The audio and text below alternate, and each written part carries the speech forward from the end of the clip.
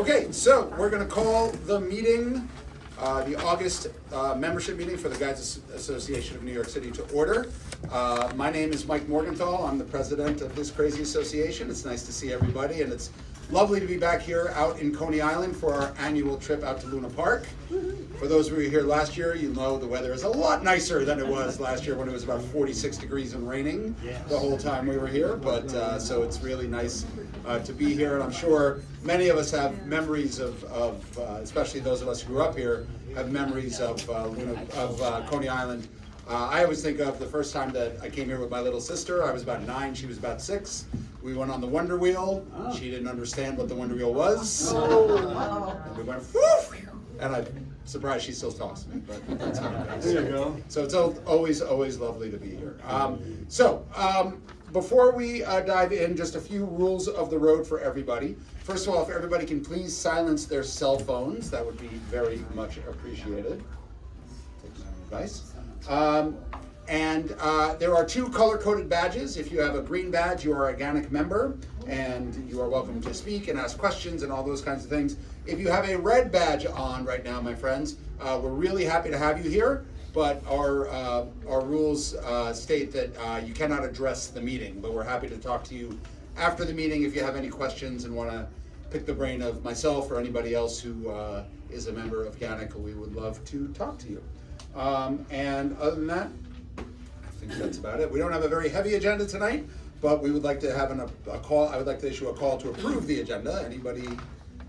Okay, second. All right, all in favor? Oh wait, so there's a couple of additions to the. Sorry, before I got ahead of myself. Under new business, Gary Dennis is going to make a quick announcement about a GANYC adjacent event that's happening next week. It's not an official GANYC event, but it might be of interest to GANYC people. And then Rosh Mavonian is going to go into a little bit of detail under new business as well about the mentorship program. So any other items for new business before we approve the agenda? Okay, now we can vote to approve the agenda, my friends. All in favor? Aye. Okay, opposed? Okay, great. Now, I was just informed. Oh, hey, Nina. I was just informed by Bob that unfortunately Ariel Peralta from Luna Park or any of her compatriots is not available to talk to us right now, but we will have their contact information available. Bob can make that available to anybody who wants to get in touch about bringing groups out here to Coney Island. Who brings groups or clients out here to Coney Island? Cool. Okay. Just curious. I was out here 10 days ago with the student group. So, okay. So with that said, I think we'll dive right into my president's report, if that's okay with everybody. So, okay. So to start, my friends, unfortunately, we want to start on a sad note. Some of you might have seen the post on Facebook, but on July 9th, former GANYC member Hal Wiener passed away at the age of 90. I reached out to the family several times to try to get funeral and donation information. I never heard back, even though I actually went to high school with his son.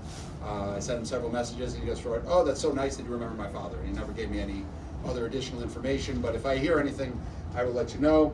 I only met Hal a couple of times, but he was always very nice to me, and I know he's a very valued member of the guiding community. On Facebook, several of the people that used to work with him at the double-decker buses, I believe it was Gray Line, but I'm not 100% sure. City Sites. City Sites, sorry, thank you.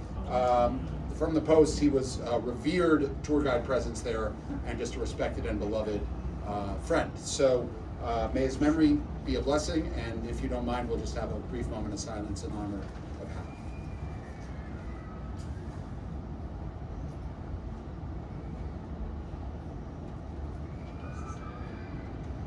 People on the cyclone did not get the memo. Sorry, but thank you all, my friends. Okay, so a couple of quick updates. Last month, I wasn't here, but thanks to, was it Catherine or was it Beth who ran the meeting? Thank you to Beth who ran the meeting. We did introduce a new bylaw change to create an emeritus membership category. After considering comments from the membership, the board did vote to approve it. It is now listed in our bylaws. So if anybody's curious about what's contained in there, you just go to our bylaws and you can find it right there. This will go into effect with the coming membership year, when our fiscal year starts on November 1st. So if anybody fits the qualifications and wants to apply for emeritus membership, you can certainly do that as of November 1st when our new membership year begins. Next, we've made a slight change in how fam tours are announced. We've gotten a lot of complaints, especially from guides who work full-time, that when fam tours are announced at 10 o'clock in the morning, they're working, they don't have a chance to sign up. By the time they get home, it's all gone. So, in coordination with the Education Committee, we've come to an agreement that all fam tours are going to be announced at 7 p.m. on whatever night that they are actually announced. So if you see it, hop on it, but this way more people are home, not working, and this makes it a little bit more equal opportunity for people to sign up for the fam tours. Very easy to program that into our Wild Apricot system to automatically have the email go out at 7 p.m. So hopefully that will open it up to some more people. As you all know, the fam tours fill up very, very quickly. They're one of the most popular parts of membership of GANYC, so please keep that in mind and kind of keep your eye on your email every night or so at 7 o'clock in case a new fam tour is released. Next up, just today, we uploaded a new document to the members section of the GANYC website. These are recommended best practices for walking tours. Lee Hallingby, our secretary, was the driving force behind this, along with Cherie Davis, another one of our board members who I don't believe is here today. But we had started talking that it'd be good to have some of these things written down, both for guides of all experience levels. So these are recommended best practices for conducting walking tours, and it was compiled to help guides of all experience levels, like I said, to deliver the most effective tours possible and to promote the positive image of tour guides. But this is really with a special eye towards our newest members and the newest tour guides amongst us who might not really fully understand what it takes to put on an effective walking tour. So these tips are meant to help guests enjoy the tour, make guiding easier, and show respect for other guides, groups, and the public. The guidelines also will help ensure that tour guides do not get a bad reputation and leading to venues ban guides from their sites.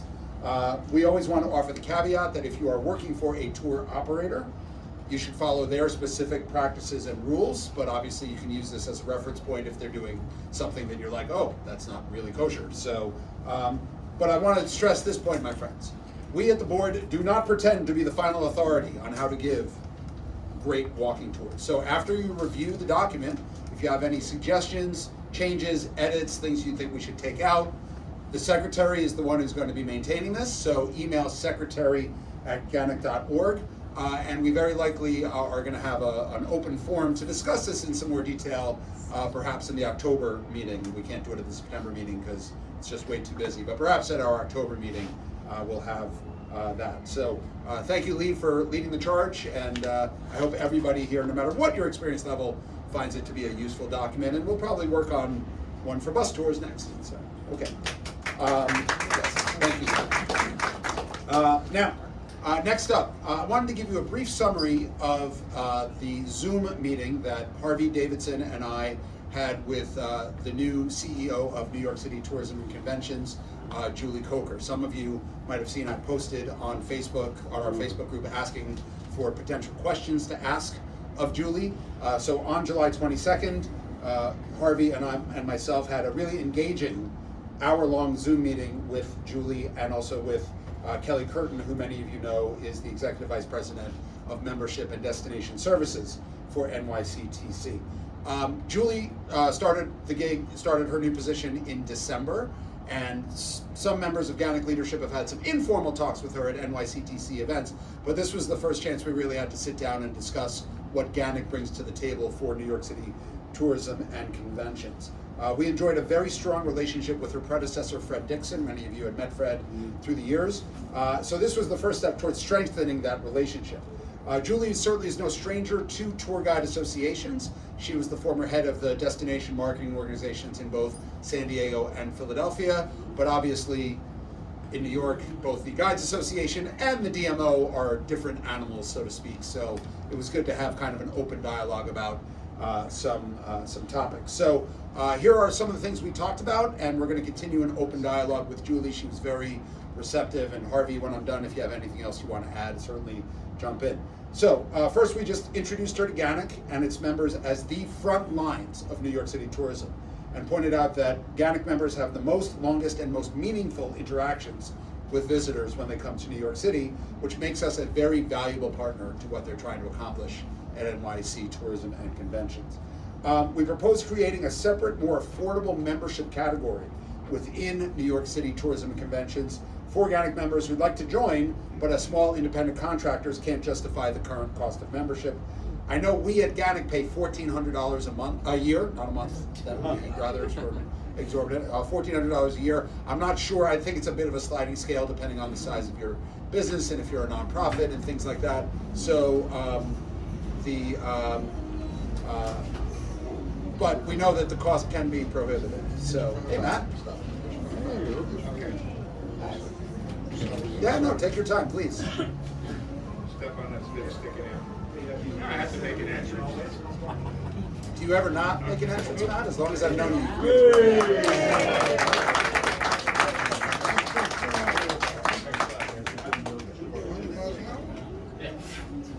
That's all, not more than 100.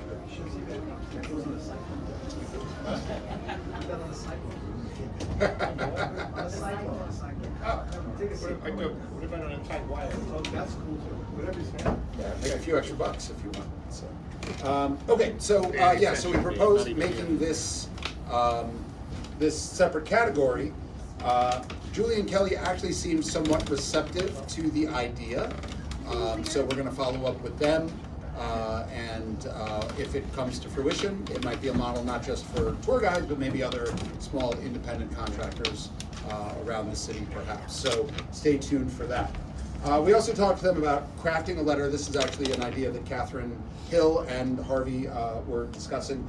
Crafting a letter to be sent out to all New York City Tourism and Convention members to find out what venues would be willing to host GANYC and our members for site inspections to prep them for future tours. This could either be on a collective basis, like we already organized through the Industry Relations Committee, or reaching out to individual venues about whether they would welcome individual guides to their venues to do site inspections for when you want to bring clients there. So they also seemed positive to this idea, that it might be a good idea. So I haven't connected with Catherine yet, but we'll talk about drafting that letter and trying to get it out as quickly as possible.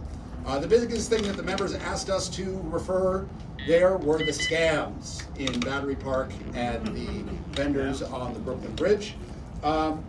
Julie was sympathetic, but said their power was somewhat limited in this area. They don't do enforcement, that's not their job. But she did say that she would bring the issues up with Deputy Mayor Adolfo Carrion, who is the Deputy Mayor for Housing, Economic Development and Workforce. They talk about once every 3 weeks about security issues affecting tourism. And she also said that at the September board meeting for NYCTC, the expected guest is Police Commissioner Tisch. And she said she would try to put a bug in her ear about this as well. We did also bring up the issue of bringing back live tour guides on double-decker buses. This did not have quite as strong a response as you can imagine, because the buses are also members of NYCTC, so they have a bit of a narrow tightrope to walk there, but at least the issue is front and center on her radar once again. We emphasize GANYC's eagerness to make sure that tours and tour guides, especially GANYC members, are included in as much content as possible generated by NYC Tourism and Conventions. They generate a huge amount of content both on their website and through their social platforms. And so that could be anything from an official statement from GANYC if they're talking about tour guiding issues, or helping them find specific tour guides amongst our ranks to if they're doing a focus on whatever subgenre, niche tour, or niche area of the city that they might be doing. And they seem quite receptive to this as well, so we'll keep that dialogue going.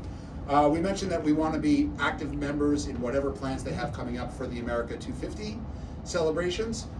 We did mention that we were a little surprised that there wasn't a greater effort to promote NYC 400 anniversary, but I think they've had a lot on their plate right now between the transition and, of course, everything that's going on in the world. We also discussed finding better ways to utilize NYCTC's resources for GANYC members, including advance notice of conventions that will be in town. So there will be more coming on this shortly, okay? But it is something that we started having a dialogue about, and we'll try to make something more readily available to the members, so that if there's a convention coming in town and you want to try to offer your services, you certainly can try to do that. So, and last but not least, we discussed in broad terms the current challenges facing the tourism industry due to the Trump administration policies. As you can imagine, this has been Julie's main focus since she assumed her new role in December. So she pointed out a few things to us that I thought were kind of interesting. Number one, she emphasized that most of their paid media efforts are directed at international markets, not domestic markets, because there is better bang for the buck offered there, as well as in-kind sponsorships where they get free space in exchange for offering free space to Barcelona to advertise here or something to that effect, and also working with DMOs from overseas. I guess the relationship amongst DMOs within the country, the U.S., not quite the same level. NYCTC is currently facing a bit of a budget crunch. She said that they are basically doing the work, $60 million worth of work with a $30 million budget. So they might be doing some, she didn't call it downsizing, but what you call it, real sizing, I think she said, or something to that effect. So they're looking to get leaner and more efficient. This might mean that they close some of their, I think they have 14 different offices that service 20 different countries overseas. She said they might have to combine or close some of those offices depending on budget. She also mentioned that their government relations team is working closely with the U.S. Travel Association to work on visa issues of all types. Now, of course, this week there were more news about visas and things like that. But she said it is an active thing that their government relations team is working on with city, state, and obviously federal partners.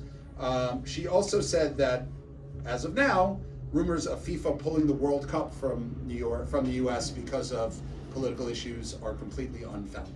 That's what she said. So,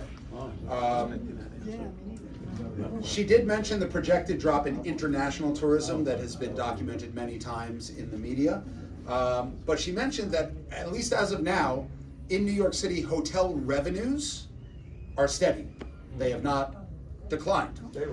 But she said that they have to do a deeper dive into the data to see if that's because prices have gone up or if that means that occupancy has stayed pretty constant. So we'll keep our eyes out for that and share that information when it comes through.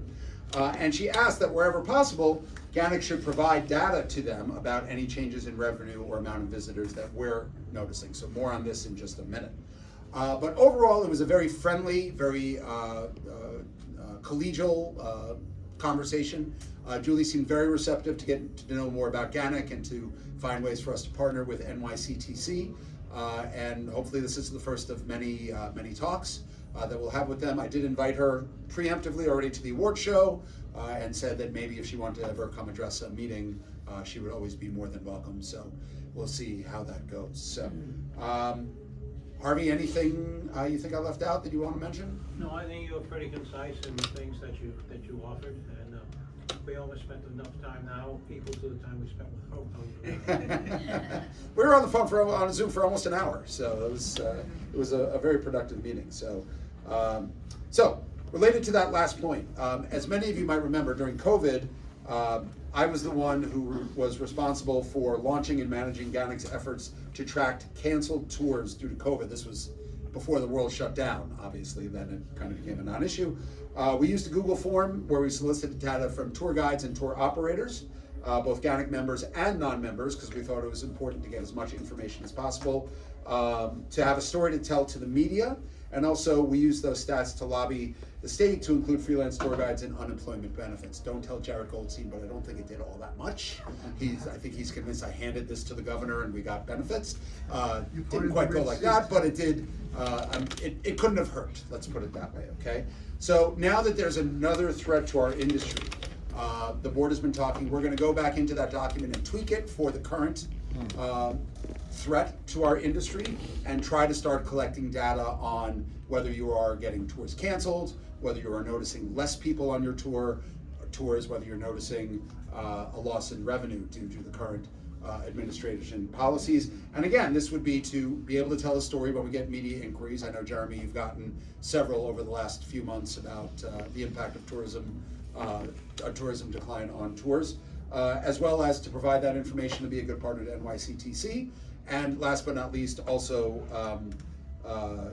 just to make sure we have a sense for how our members are doing. So we'll solicit some input from some key GANYC leadership before we launch the survey. But the important thing is, once we launch it, please encourage all of your colleagues, whether they're GANYC members or not, and tour operators, to fill it out so we can get as clear a picture as possible and start telling the story, and also contributing to the data that NYCTC collects. So if you have any suggestions in advance for what might need to be on this form, feel free to email me at president@ganyc.org. Just a couple other quick things, and then we will turn it over to our guest speaker. Number one, we are now in the heart of budget season for GANYC. So this is mostly for people in the audience who are committee chairs, but last week Sarah sent out an email to all committee chairs soliciting their budget proposals for the coming fiscal year. These are due on the 13th of August, so 1 week from today. The board is going to review all the proposals at our August 20th board meeting, and then we present the final budget to the membership at the September annual general meeting, the AGM, which this year will take place at the Museum of the Moving Image in Queens on Wednesday, September 3rd. When we review the budget, that is when the board sets the membership dues for the year, which the membership has to approve at the meeting. You don't actually vote to approve the budget, but the membership votes to approve whatever our membership dues are for the year. So it's a very important meeting to be at. That's the bottom line. So please mark your calendars, Wednesday, September 3rd. And if any committee chairs did not receive the email or have any questions about the process, please reach out to Sarah, who's working tonight, so she couldn't be here. Please email Sarah at finance@ganyc.org. Also, we'll be sending out a notice shortly to all committee chairs to remind them that your annual reports for the AGM will be due by the last week of August. Every standing committee needs to submit a written report and provide an oral report to the membership at the annual general meeting.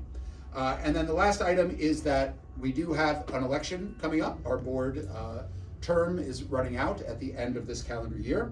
When I send out these notes via Wild Apricot, there will be a link to a description of all the board positions.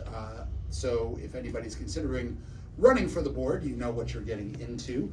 Any member in good standing can run for any position on the board. There are no limitations whatsoever. The process works as follows. At the October membership meeting, nominations are first made and can be accepted or rejected. And this continues throughout October into a couple of days before the November membership meeting. At the November meeting, any members who are running for an office get up and make their addresses, their speeches on why they should be elected. In late November, an electronic ballot goes out via Wild Apricot, where you will be able to vote on who your next board will be. And then at the December membership meeting, the results of that election are announced. So just one other thing that's related to that, longtime member Patrick Casey, who has served as the chair of the election committee for the last at least couple of cycles, just informed the board that he is not doing it this year. He's done his time. So we will be looking for a new chair of the election committee. I've asked Patrick to write up a quick synopsis of the duties, the details of what the election chair does. It's really not all that much work, but if anybody's interested, you can certainly reach out to us at board@ganyc.org, and we're happy to give you more information on that. So, and with that, that is my president's report. Does anybody have any questions for me? Okay, great. So, with that, I will call up Bob Gelber to introduce our guest speaker for the evening. Bob, come on.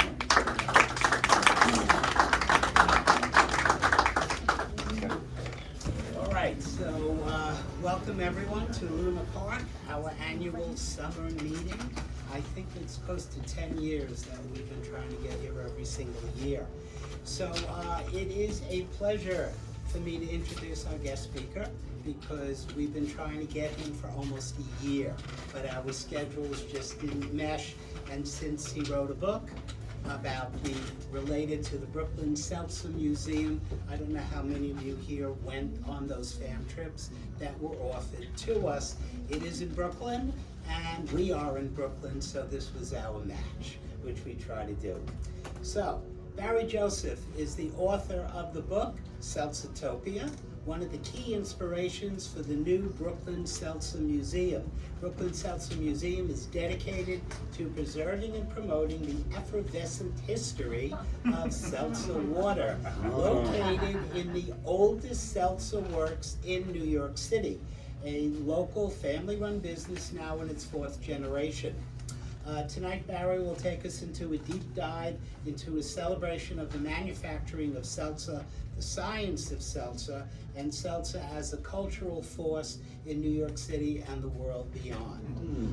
So, please welcome Barry Joseph.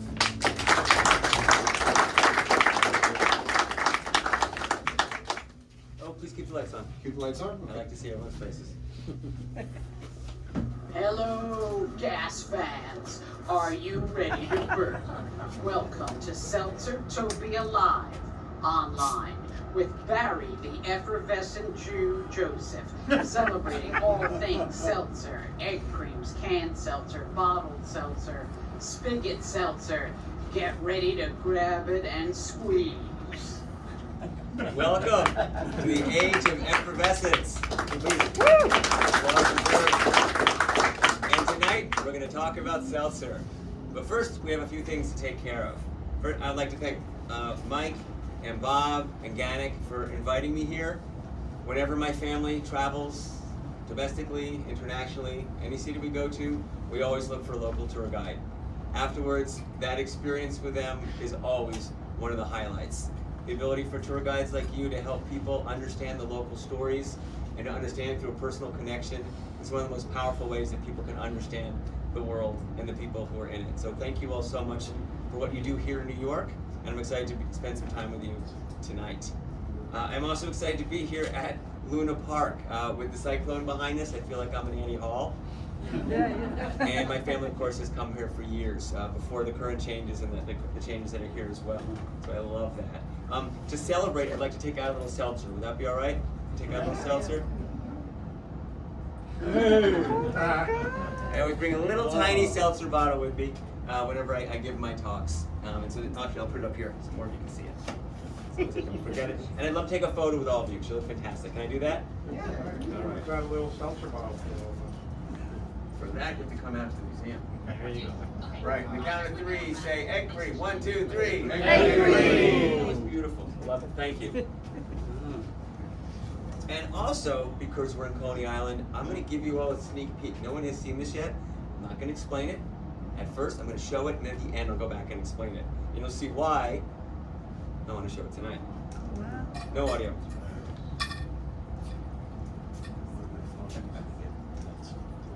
What's that?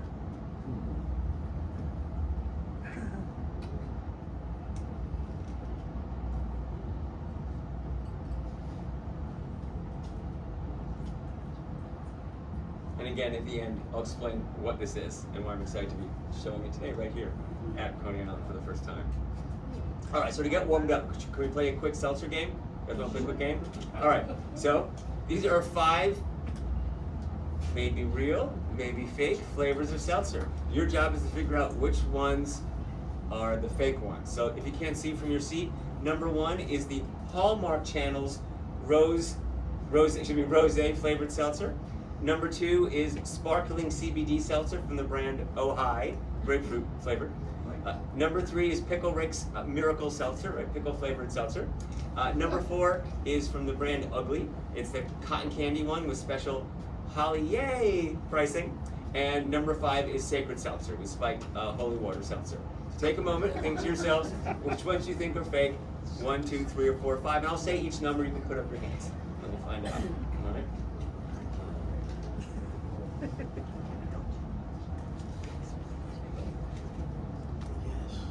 All right, number 1, Hallmark Channel Cheers Rosé Seltzer. Put up your hand if you think it's fake. Okay, thank you, hands down. Number 2, the CBD spiked Ojai grapefruit flavored seltzer. Hands up if you think it's fake. Thank you, hands down. Number 3, our pickle seltzer. Pickle Rick, thank you. Number 4, our candy cane Ugly brand seltzer. You think that's fake? over here. I love its different hands. This is great. And then last number 5, our holy water spike sacred seltzer. Hands up. Okay. Thank you. I am sorry to say that everyone who put up their hands ever was wrong. These are all real. And it was hard for me to pick just 5 because there's so many. How did we end up? Hi, come on in. How did we end up in a world with so many crazy things going on with seltzer? That's part of the history I'm going to talk with you about today. But before I talk about what seltzer means to me, I'm just curious because sometimes I find like the idea of a talk about seltzer, a book about seltzer, a museum about seltzer, it seems kind of crazy. So I'm curious to know what you thought you'd be hearing about seltzer tonight. So what I'd like to ask you to do is turn to the person next to you and take 15 seconds and just share one thing you thought you'd be learning or hearing about seltzer tonight. And then I'll switch, it'll be another 15-second timer, and you'll do the same thing. So go ahead and then talk to the person next to you. And if you need to be 3, go ahead. Kylie, you enjoy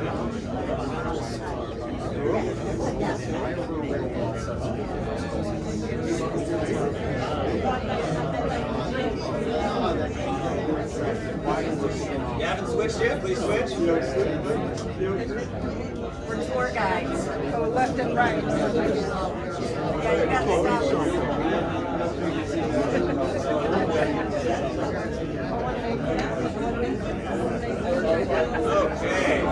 Okay. Do we have any volunteers? People who like to speak in front of a group? Let's see. You start. Project to the room. Okay, so In one sentence. where's the word seltzer come from? Where does seltzer come from? Thank you. The name, the word, not the actual water. The word seltzer. Okay, thank you. So your hand as well.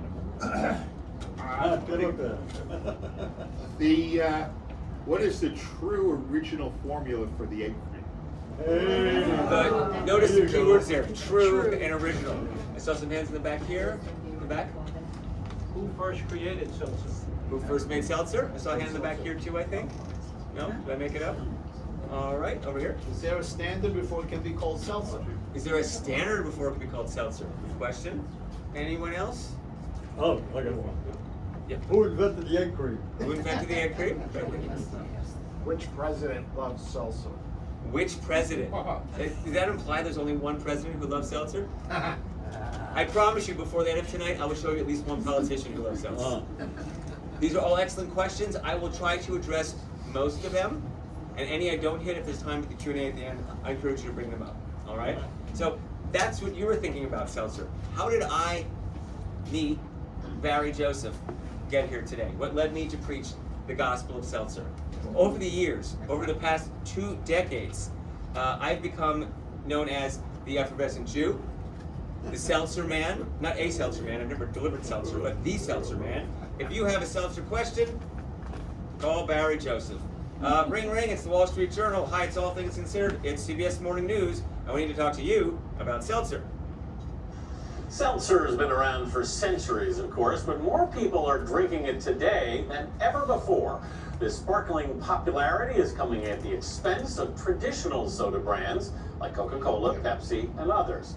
Sales of their sugary drinks have fallen flat. The sales surge is undeniable. Seltzer consumption is up 41% nationwide in the past 5 years, while soft drinks are down more than 8%. Canada Dry's sparkling seltzer is growing at 3 times the rate as its still water. Has seltzer come a long way? Seltzer has had a remarkable history. So nowadays we're seeing not only a resurgence in seltzer, but an interest that I think is higher than at any point in American history. This is a remarkable turnaround and resurgence, obviously. I mean, like in the golden age of seltzer. Did anyone see what happened there? They interviewed me and I said resurgence, and then the host said the word resurgence, right? How in the world did I ever become Seltzer's press agent? It began in 2004, not 2014. In 2004, and it started with a short piece I wrote for a publication many of you might know called The Forward. I was just writing a review of a new device that just came to the US where you can carbonate water in your house. I'm going to read you a short bit of that description from December 31st, 2004. Like Chinese food and pickles, seltzer, that effervescent spirit, is often associated with Jews. An ad for an at-home seltzer maker touts its products as part of the history of Jewish ingenuity. Matzah, circa 1440 BC, chicken soup, circa 1280 AD, homemade seltzer, 2004. I sought the advice of my doctor. The Jewish people suffer from 1,001 gastrointestinal problems, he said. But once they could burp, wow. Unfortunately, since my doctor is also my father, it was not clear whether he was referring to all Jews or just to me and my family. The Israeli-owned Soda Club, that was their name at the time, manufactures the soda maker in its Jerusalem plant. It is a surprisingly simple device. The night before our Hanukkah party, after hours frying latkes, my wife and I decided to try it out. If this actually worked. If this machine could turn my Brooklyn tap water into seltzer, it would feel as miraculous as one night's worth of oil lasting for 8 days. And that would have been it, unless I'd done one more thing. I included in my email, I included in the byline of my email. I said, send me your seltzer stories. And people did. They emailed me stories about remembering growing up, waiting for that seltzer man to deliver down the block. Or once that seltzer man came, grabbing those siphons and the siblings spraying each other. Or their mom or their dad mixing up those egg creams. But one person simply wrote me and said, call me. And I thought, can't you just email me like everyone else? But I'm a nice guy, so I called her up. And she said, you know what, I'd like to take you out for lunch. I want to talk to you about seltzer. I said, ooh, free lunch? That sounds good. I'll do that. And it turned out this was the era of the micro-histories. If you can roll back 20 years, books with names like cod and milk, all these one-word titles about one food product that was going to explain all of human history. And she said, all these micro-histories are out, why can't there be a book on seltzer? And I knew why there couldn't be a book on seltzer. I'm not giving up too much secrets, I hope, but that piece I wrote, half of it was just stuff I found on Google at the time, and I was interviewing my dad. Like, there was nothing out there. There was no books about seltzer, there was no documentaries about seltzer, there was just nothing there. But she said, think about it. And her name, some of you might know, is Carolyn Starman Hessel. I didn't know who she was at the time, but it turned out she was what was known as the Jewish Oprah. She started something called the Jewish Book Network. Anyone here familiar with that? All right, the Jewish Book Network was and still is the place to pitch new Jewish books, books by Jewish authors or books on Jewish themes. So she knew the market, and she said if I wanted to write the book, she'd give me advice. Still, I had no idea where to turn. So I would turn to people and I interview them like this. May I interview you? All right. Hi, what's your name? Matthew Cumming. Matthew, what do you do for a living? What did you do for a living? I'm a tour guide. Tour guide. What comes to mind when you hear the word seltzer? Place on downtown, that restaurant. Sammy's? Sammy's Romanian. Sammy's Romanian. Sammy's Romanian. And how? Thank you. And how would your life be different without seltzer? It would be flat. It would be flat. So I heard so many great stories, just like this, over 100, and met many great people. And here are a few of them. Hi, sir. What's your name? Bob. What's your occupation? Deli manager. What's the first thing that comes to mind when you hear the word seltzer? Scotch and soda. How would your life be different if it wasn't for seltzer?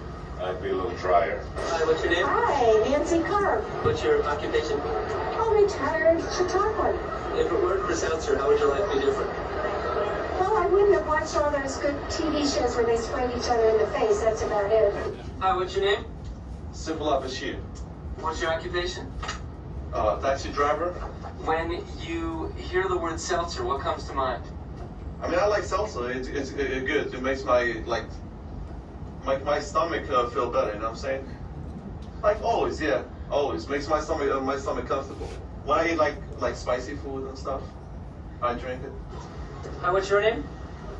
David Zinman. What's your name? Sarah Zinman. What is or was your occupation? I was a newspaper man at one time. I worked for Newsday and the Associated Press, and I covered, I was a medical writer. And you, ma'am? I was a school teacher. When you hear the word seltzer, what comes to mind? What comes to mind is a soda fountain and not having enough money to buy soda with chocolate in it. So I would get seltzer, yeah, for 2 cents. Well, we didn't know anything about seltzer in South Carolina. In fact, I never heard about seltzer until I got married and moved north to live with David. So I don't really know anything about seltzer. So I'm not the person to interview about seltzer water. If it wasn't for seltzer, how would your life be different? Well, I wouldn't feel Jewish, I guess. If it weren't for Seltzer, my life would not be any different. So as I said, I interviewed over 100 people. And that energy, that excitement to share their stories that you heard here was true across everyone I spoke with. And I thought, wow, there's really something here to explore. But you might have also heard what I heard. They all said something completely different. You can't write a book about everything that's different. So the book went away for a while. I just couldn't figure out what to do with it. And then I started thinking about the kind of interviews we just heard, specifically the ones I picked. This is now the quiz time. There's 4 specific themes that I heard in what they said. What did you guys hear? Love for the Three Stooges. The Three Stooges, so Seltzer and comedy. Mm-hmm. Oh, wow. What else? Upset stomach. Yep, Seltzer and health. The back? Seltzer and Jewish culture, Seltzer and identity. And finally, Seltzer and egg creams and tasty drinks as a beverage. So I thought, I think I know what this book could be about. These 4 areas, right? Specifically, health, humor, ethnic identity, and refreshment. So we're going to do a short dive into each of those now. And we'll start with health, because that's where Seltzer begins, which will answer some of the questions we were asked in the beginning. And I'm asking now to all of you, where do you think Seltzer originated on the planet? Any guesses? Just shout them out. Brooklyn. Brooklyn? What? Lower East Side. Lower East Side. Eastern Europe. Eastern Europe. France. Egypt. Germany, Egypt. All right. If anyone thought United States, I'm sorry, not United States. It is in Europe. And we're going to travel to Germany. And specifically in Germany, there is a little town called Niederselters, which I believe in Germany means salty water. There's Niederselters. And the other Seltzer Museum is, you can't really see it, it's right over there. Oh, wow. Which is cute. The town's has still a seemingly endless supply of natural, carbonated, mineralized water that bubbles up from the ground that people can bathe in, and they can bottle, and they can ship around. And here is their emblem, and there it is. That's real. They're wooden jugs that they would fill up with seltzer. Why? Because seltzer promised to cure things like frog toe, throat blisters, mental cabbage, spotophora, and a whole bunch of other made-up things that this college student put together. But I love to include it because this was the promise of seltzer, that it could cure just about anything. This is, briefly, I won't go through it all here because of time, but this shows it all being manufactured, the women coming in with those clay jugs on their head, it being lowered, you can see the seltzer's dripping out as it comes up, and then it gets bottled in the back. Those sticks, those are sticks to bop it. If it makes a certain tone, bing, then it's good. It means that it's well carbonated, that cork is in place. If not, what's gonna happen if the cork isn't properly in place? We said it before, it's gonna go flat. Smash! They smash the clay bottle, the water would spill out, and it would be a giant pile in the back of them. But the ones that worked, the ones that had the nice ping that survived, went to the port, traveled around Germany, traveled around Europe, and the name of that product grew from the name of the town Niederselters to, say it with me, Seltzer. That's where the word seltzer comes from. The second topic I promised would be humor. Please rest assured there's a good reason why Mel Brooks said of the thousands of books he has read, my book, Seltzer-topia, is his favorite. You can see why he said that, especially the part that's all about me.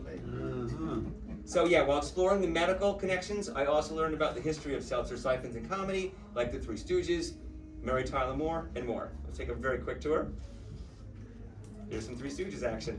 Hey, yeah? You like some sparkling water with your liquors? Always, always, yeah. Sparkling water, sparkling water. People still either love it or hate it. So seltzer enters comedy as a comedic prop, as a food stuff you're not supposed to play with. First on the vaudeville stage here in New York City with teams like the Three Stooges, who brought it with them as they moved to Hollywood, and things like this that they filmed for Hollywood then moved to televisions. But with the end of vaudeville, seltzer then became more associated with clowns.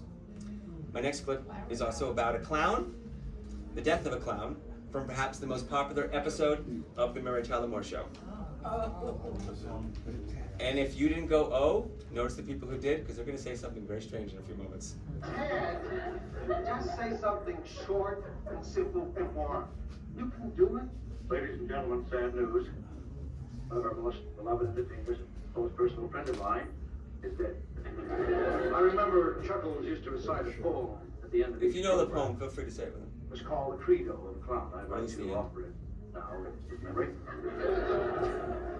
A little song, a little dance, a little seltzer down your pants. All right, the third topic is ethnicity. Seltzer plays an important role for many people, but perhaps none so more than the Jewish people, which led me to ask two related questions you might have asked yourself as well. One, do Jews effervesce? Which is it to say, is it true that Jews love seltzer? And inversely, is seltzer Semitic? Is there something inherently Jewish about seltzer? So let's tackle the first question first. There are many examples we can look at asserting a special relationship between Jews and seltzer. Some say it all began in New York City on the Lower East Side. What do we see in this picture from this DVD, When Zadie Was Young? Related to tonight's talk? There's the bottle, right there. Big, big blue bottle. In this Yiddishkeit Muppet show, Seltzer saves the day, putting out a factory fire at the end of the story. But before we get to that point in the story, the family is suffering because they can't afford their seltzer for Shabbat. It will be our very best, but we have to be practical. As soon as you have a job, we'll celebrate Shabbos royally. And there's one more thing, Hyman. Ja, dat is zo. When you go to Shul for Myra, please leave this note on the door of Sydney's Seltzer Place on Division Street. What kind of note? Zelda? What kind of note? A note to cancel this week's Seltzer order, of course. Cancel the order? You mean no seltzer? Oh, Mama, please, no. We can't have Shabbos without seltzer. That's like Hanukkah without vodka. I think you get the idea, and no, Mama does not budge. Now, this next piece of evidence is a book from the 1980s. Some of you might recall it. It's called Up From Seltzer. Is it about seltzer? Nope. Seltzer just becomes a code word for American Jews. It's a meditation, in fact, on 4 generations of Jewish Americans, within which seltzer just becomes an emblem, a marker for the Jewish content one should expect to find within.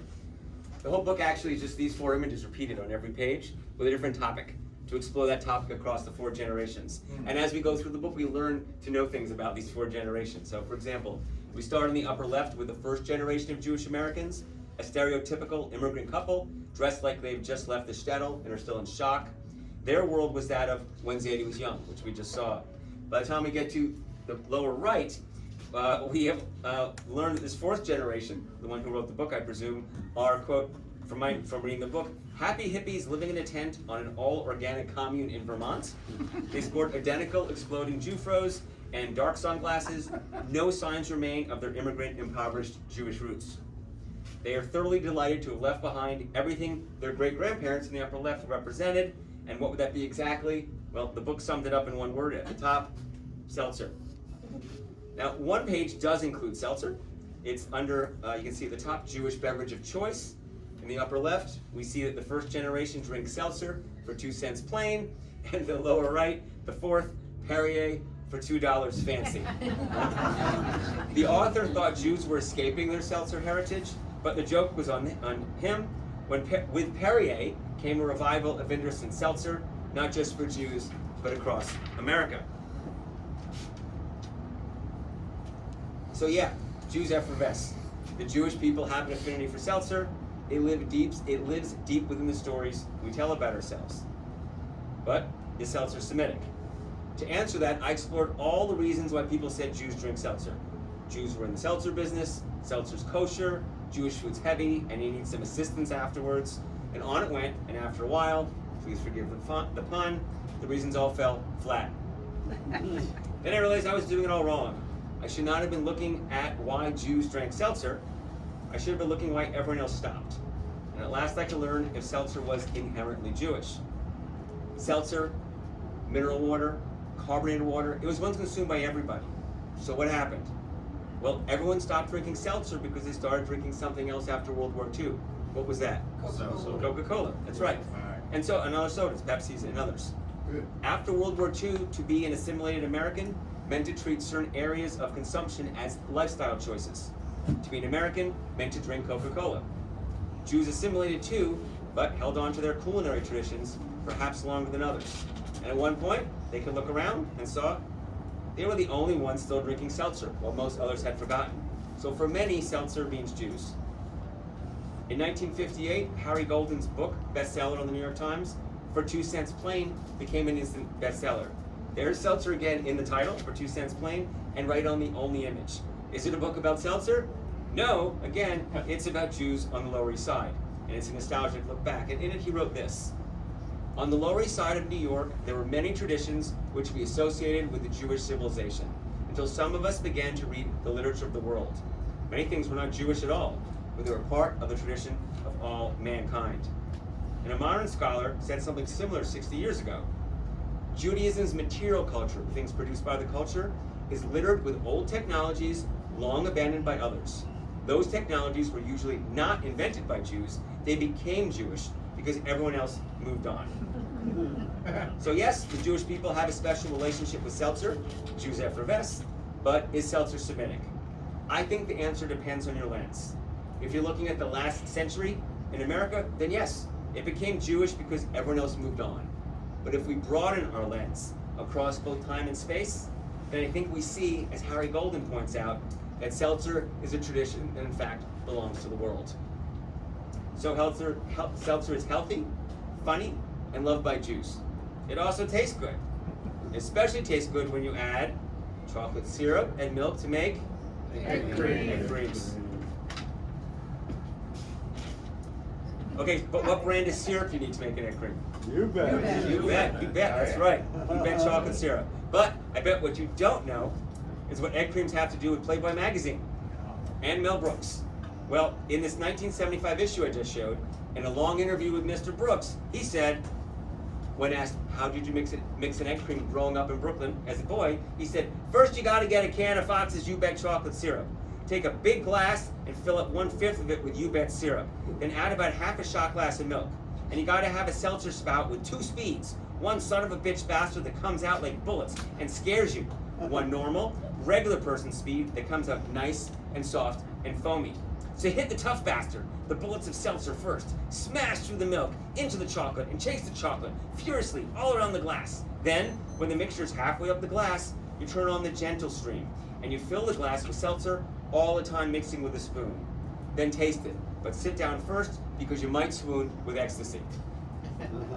Here I am a few years ago in Canarsie, Brooklyn with David Fox, whose grandfather founded the company in 1900 and mixed their first chocolate syrup in his Brooklyn kitchen. Well, in 1975, someone called him up and said, hey David, your company's in Playboy.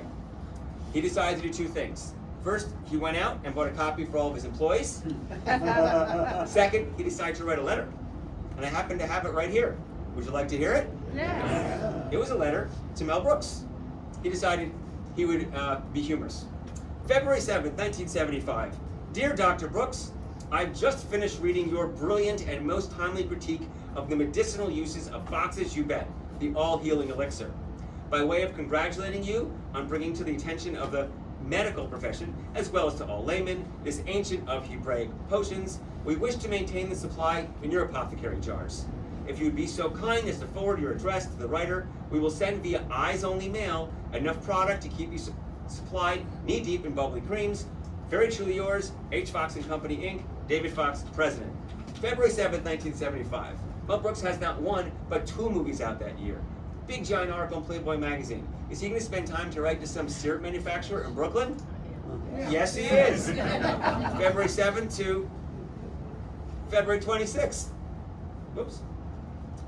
Dear David, I am at 20th Century Fox.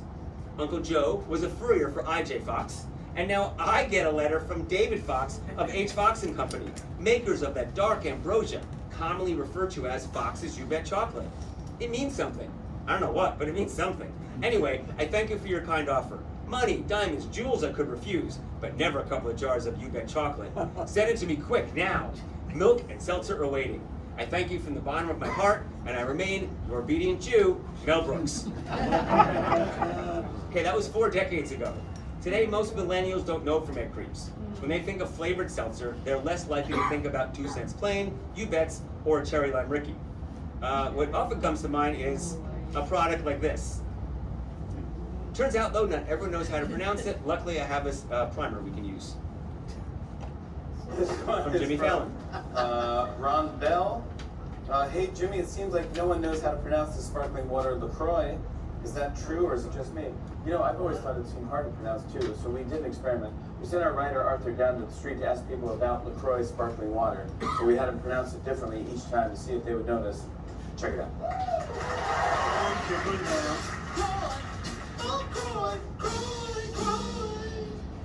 Have you heard of LaCroix? No. Yeah, it's a lot of people are drinking it. Have you ever tried LA Croix? I've tried one flavor. Do you think you ever might try La Croix? I would love to try La Croix. Have you had La Croix before? I've tried it. Yeah. Yes. Have you ever tried La Croatia? Oh. A lot of people drink La Croix. Interesting. A lot of people are drinking LA Croix 10. Okay. And what about Los Angeles Croix?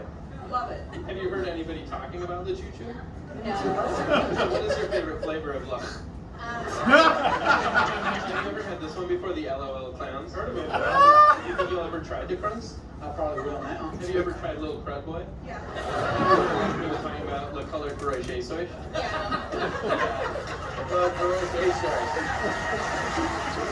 Alright, I was teasing the millennials because I love them. Millennials are quite familiar now with one kind of flavored seltzer, hard seltzer. And just a few years ago, Entertainment Weekly called it one of the biggest food stories of 2019. So yeah, from the 18th century to today, I thought I found the focus for my book. Health, humor, ethnicity, and a tasty treat. Well, I was wrong again. Those are all just a collection of interesting anecdotes. It works in a speech, but is it going to work in a book? None of it I found hung together. So I put the book down, and for a while I stopped writing. A few years after that, I got a phone call.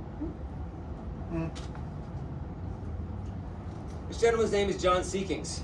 He's an ad agent. Excuse me, he worked for an ad agency in Pittsburgh. He actually worked on that TV show, Where in the World is Carmen Sandiego?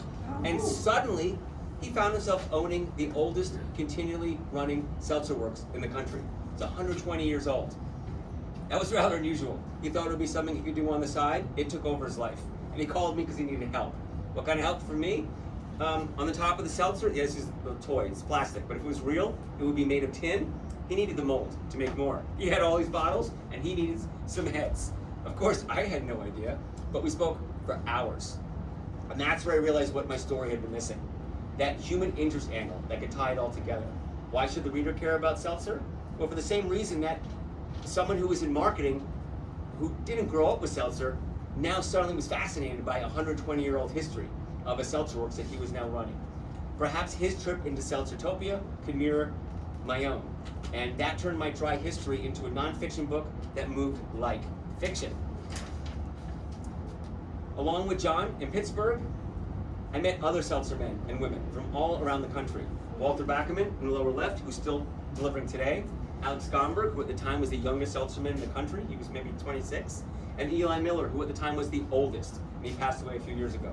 And I'm going to bring both of them back up in a little bit. So I rebuilt the book around John's trip down the seltzer rabbit hole and the contemporary seltzer men and women who keep the fizz flowing. All right, so in my story of my history of the book, we're now 10 years into it. I knew what the book was. I'd written most of it. It was time to get it published. I'm going to jump ahead a bit. Covers. I now had the ARC in hand, like the first physical copy, the one that goes out to the reviewers, and it was now time to get people to want to hear about it. So I'm now 15 years in, and I had to wonder, was anyone actually going to care about a book about seltzer water? And how was I going to find out? Well, remember, I told you about Carolyn in the beginning, the Jewish Book Network. It was time for me to present.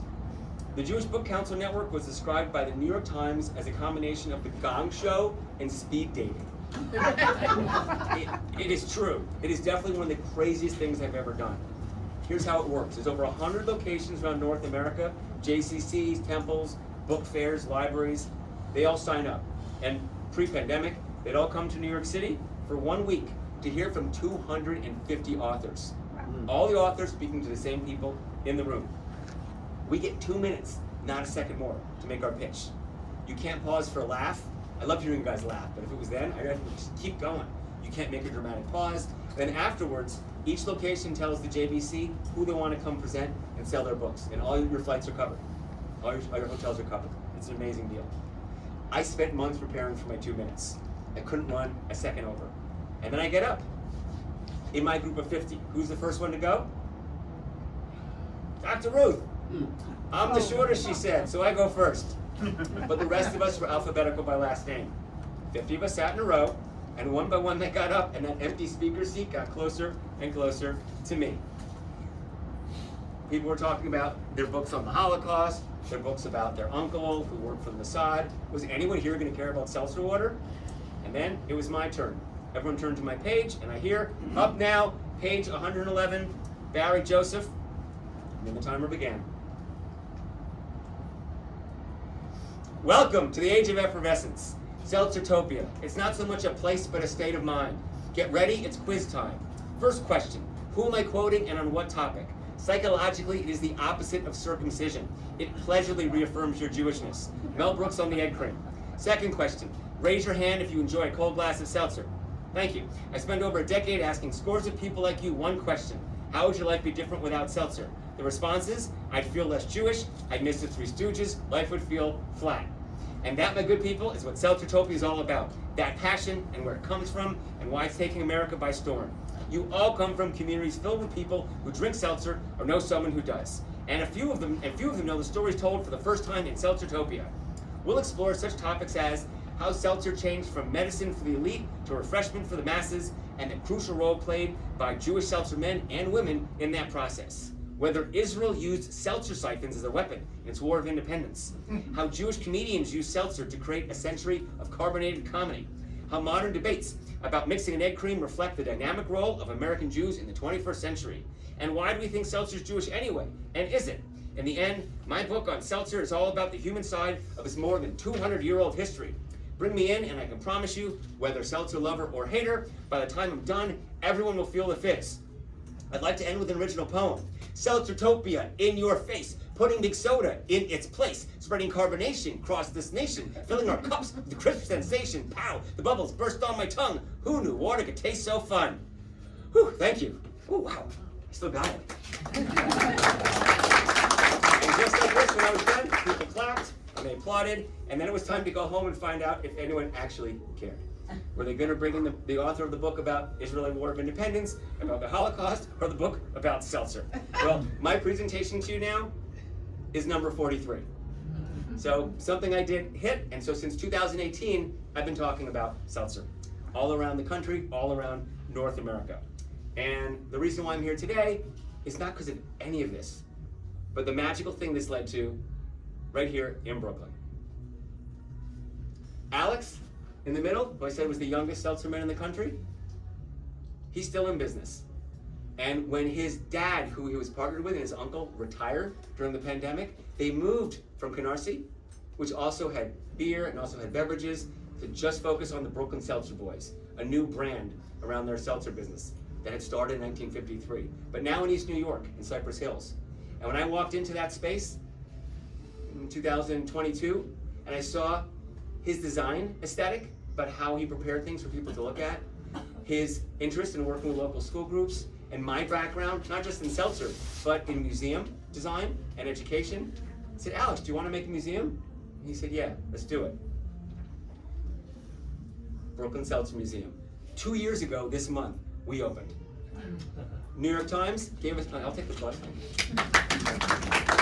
One page, the Metropolitan section of the New York Times, gave us the dream hit. We had 1,000 people on an email listserv within 3 days after this. We now had a group of people. We can say, hey, we're here at an odd time, Friday at 1 o'clock. in Cypress Hills, where most people in Brooklyn don't even know where it is. Really gonna come to us. New York one came. Tell me about the museum, because this is really cool. You guys, in this new space that you've been here for a couple of years, decided, you know what? We have this great space. People can come in, see how the bottles are filled, learn about the process, and learn about the history of seltzer, which actually goes back further than I expected. This is crazy. It's thousands of years. Right. I mean, you could come in and look at our museum, and which we just built along with Barry Joseph, who wrote the book Seltzertopia, which is a really, really cool book. And along with 12 grad students from Columbia and NYU, we built this beautiful museum just to show the history and the importance of seltzer. What's Herbert?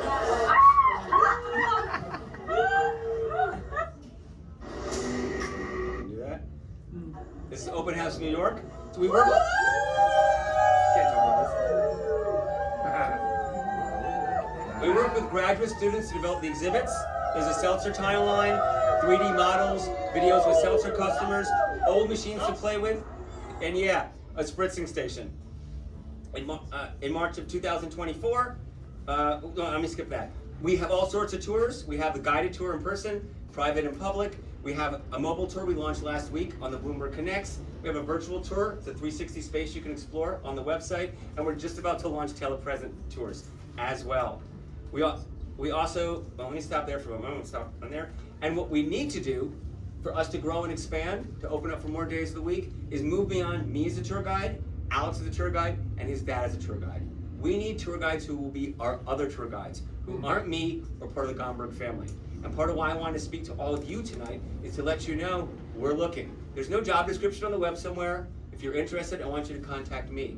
I want you to come to the museum if you haven't come yet. I want you to understand what it's about and what it means to represent that family story that's been in Brooklyn for 4 generations, making seltzer, delivering to people's homes from one generation to another, and this larger 2,400-year history of seltzer, which is both global and the New York connection as well, and learn what it would mean to tell it in your way, using your skills and your abilities, and become part of our Brooklyn Seltzer Museum family in our tours. So that's the main reason I'm here, because I want you to know that's an opportunity for us to start connecting.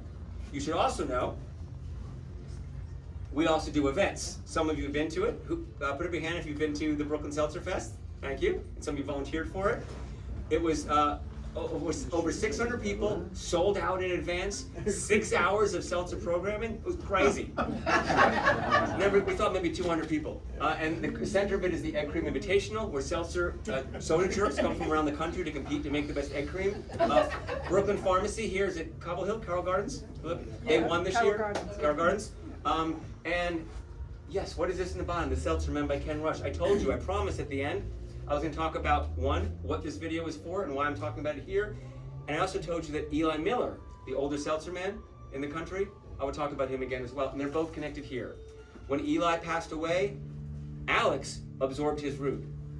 Eli took him around the city and passed it over to him. And so the Brooklyn Seltzer Boys includes Eli's root, which means the Brooklyn Seltzer Museum is in the place where Eli's customers are now being served. And Eli had a customer in the 1990s, Ken Rush, who's an artist, who made a children's book about Eli's last day on the job. That book is no longer published, but it will come out again because of us. And next month, we're going to launch a Kickstarter campaign that's going to let people, once again, go through this children's story that shows what happens when Eli gets to travel with the stand-in for Ken's 2 children as they go with him through the city and convince him not to give up the root. And that story goes to Coney Island. There's 3 or maybe even 4 different pages in Coney Island. I included one of them here in the animation I made to promote it. So I'm really excited to announce that as well. All right, so let me wrap up our talk. So please come to us, brooklynseltzermuseum.org. That is where we are located. So that's how I came to be here today and to speaking to locations all around North America, which leaves us with one final question. What is the meaning of seltzer? We care about our health. Wherever we come from, we care about our ethnicity. We want to laugh, we enjoy a tasty drink, but is there something more? Something that ties it all together? One of my favorite blurbs on the back of the hardcover, the last 2 hardcover books, is from linguist James Paul G. He said, the best way to understand the extraordinary is to take a new look at the ordinary. We continue talking about that idea on Facebook, and he said, Seltzertopia is a celebration of one of the few things that makes humans endearing. What does Jim think makes humans so endearing? It's the very thing that links together all the people in my book and connects them with all of my fans and perhaps all of you as well. It's our ability to feel deeply passionate about something. So deeply, you want to bring it into the world and share it with others. And as tour guides who choose an area that you are excited about, that you want to share with others, I think you can relate to that idea. That's what I think Jim is talking about. It doesn't matter what it is. It's a gift to have a passion and have the opportunity to pursue it and to share it with others.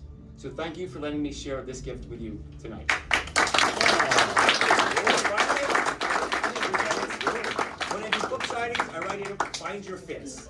What I hope this book can do for my readers is not only give them a good story and maybe give them a moment to laugh, maybe shed a tear, but also inspire them to consider where they find passion in their life, or what they can do and with whom to pursue it. I told you at the end I was going to show you at least one politician who loves seltzer. I'll leave you with this.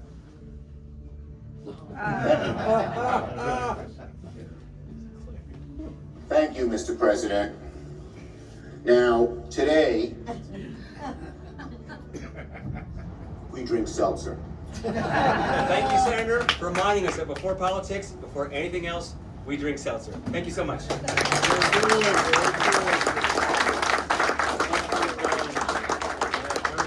you so much, Barry. We have time for a couple of questions. Just as a reminder, raise your hand. I'll call on you. Please stand up and identify yourself. First and last name, please. Harvey. Harvey Davidson. I remember Good Health Seltzer. Was there any competitors to that? Okay, here's my question for you. You remember Good Health Seltzer.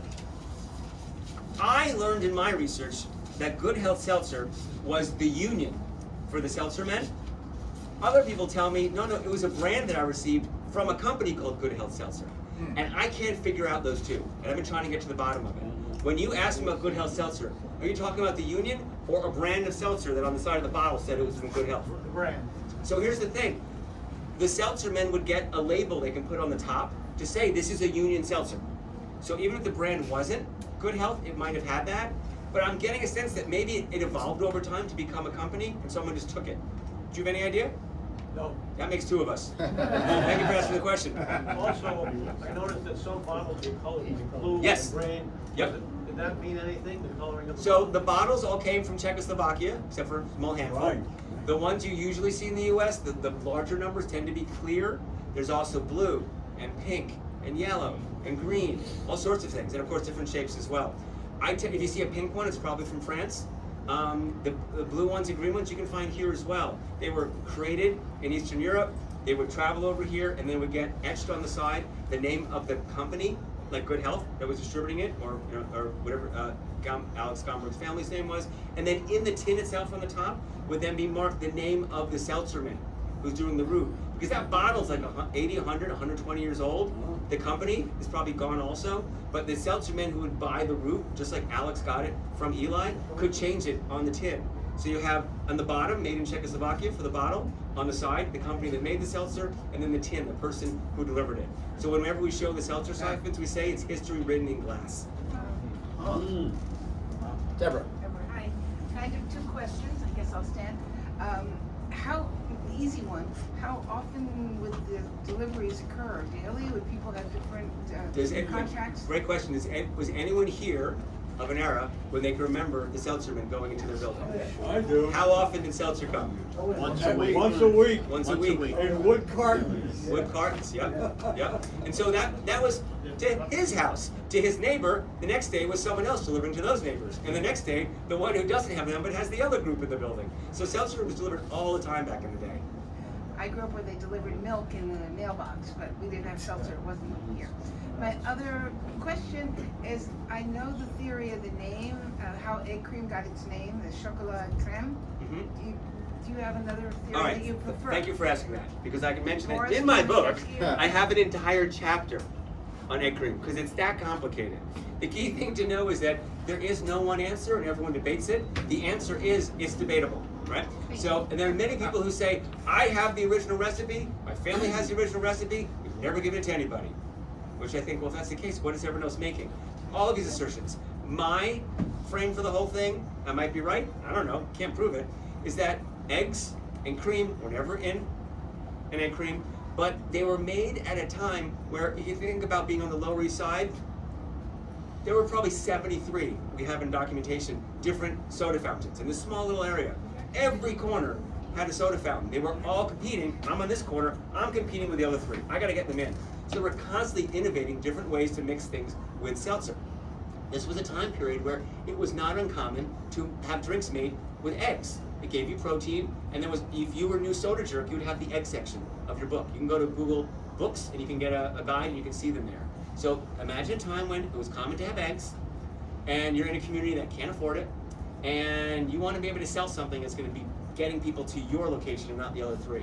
So if you can sell something that looks upscale, but costs downscale, it's only an extra penny, 2 cents plain, extra penny's going to get to the egg cream. Let's do something that bubbles and foams, as if it had eggs, as if it had cream. And then for an extra penny, you can kind of feel special for money. That's what I think. But I'll never know. Barry, how extensive is seltzer in the restaurant trade? I mean, premium seltzer in premium restaurants. Is it still there? Are you talking about classic seltzer that Yes. Alex makes? Yes. So Yes. his business and his family's business delivering seltzer, and the people like Walter who deliver are homes, restaurants and bars. So restaurants and bars that can appreciate the extra cost of visibly having a seltzer siphon, that's part of their business. But most restaurants in the city, if you order seltzer, it's not coming from an old siphon. It's not coming from their plant in Cypress Hills, which I think is the best seltzer you're gonna have anywhere. It's coming from a tap. And maybe it's highly carbonated, maybe it's not. Maybe the water's cold, maybe it's not. So it's special to get that old-fashioned seltzer, which you can either get from Brooklyn Seltzer Boys, from people like Walter, or coming out to the museum where you can have as much seltzer as you want. Well, that raises a question to me. Oh, sorry. No, go ahead. Yep. What's the difference between seltzer and club soda? Look what you've done! Okay, so there's 4 drinks that are thought of as the mixers: club soda, seltzer, what are the other 2? Tonic, and ginger ale. Quinine in the tonic. So the question's almost always asked the way you did, between seltzer and club soda. Typically, if you hand me a classic club soda, it's going to be seltzer with some sodium added somehow. With some sodium. If you give me seltzer in America, it's going to be carbonated water with nothing added. That said, there are no rules. Someone in this area asked me about like what's the definition of what becomes seltzer. In my book, I described 4 historic definitions of seltzer. The first one is gross, and none of us would probably like it. It's the seltzer that came out. It's the carbonated water that came out of the ground from Nieder seltzers, highly mineralized. It was medicine. It wasn't designed to taste good. It's not why they delivered it. Over time, we shifted in America from minerals in water means purity to minerals not in water means purity. In the late 1880s, Poland Spring won in one of these places where everyone comes together and brings industry comes in. Forgot which one. That was the first time that pure water out of the ground was hailed as great. That shifted American tastes from European ones, and then American seltzer shifted in that way as well. And then in the 80s, you start having flavored seltzers, and there's a battle between whether it's water or soda. Soda is taxed, water is not. So all the states, including New York and Chicago, were battling over that. And then you have what you have now, which is the crazy stuff I listed in the beginning. Holy water, CBD, White Claw and all that. So there is no one definition. So I always say, just be an informed customer, look at the ingredients. We have time for about 2 more questions. Bob. All right. So I remember something from the FAM to the Brooklyn Seltzer Museum, that the seltzer bottles are no longer made. That's right. Okay. That is correct. Just so everyone knows that. Every time a seltzer siphon is sold on eBay and someone sticks flowers in it and puts it in the window, an angel cries. Gary. So, how common were etched bottles? Maybe you can't answer this. Siphons? Yeah, the glass being etched with like a brand They're name. almost all etched. Sometimes after a while they stop being etched. Really elaborate, like White Rock with a. I have one. I'm sorry, an angel's crying. And my brother had one that said Coca-Cola, but I mean we've never seen them anywhere else. You've never seen them etched? Like not like that. Maybe you have an extra elaborate one. I'd love to see it. I'll take a picture. I will take a picture. I think it's one's in my house. Barry at BrooklynSeltzerMuseum.org. That's how to get to me. Most of them are etched. Later years, they stopped etching them. There's a name for it, and if you know that soda space, you'll know it. There's a technique for putting something, paper or plastic on the outside, and that replaced them or covered the ones that were there underneath. But it's very, I don't think I've ever seen a seltzer siphon that didn't have something on it, some capacity. All right, Barry, thank you so much.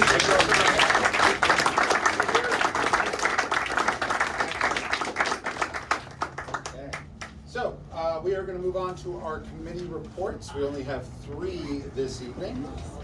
So first up will be Bob Gelber from Industry Relations, and if you could stand by the lectern. Hey, forgive me for not staying for this part. It's a real pleasure being with you all tonight. Right. Thank you so much. One more Appreciate round. Sarah should have mailed I'll double check. Definitely. Thank you. I'm sorry. Thank you. Okay, so, well worth the year waiting. I think Barry was the most humorous and entertaining guest speaker that we've had for a very long time. Thank you so much, Barry. And if possible, Barry, if you're listening, Charlie, sit down. If we could arrange possibly another GANYC fan to the Brooklyn Seltzer Museum, because I know a lot of people couldn't make it.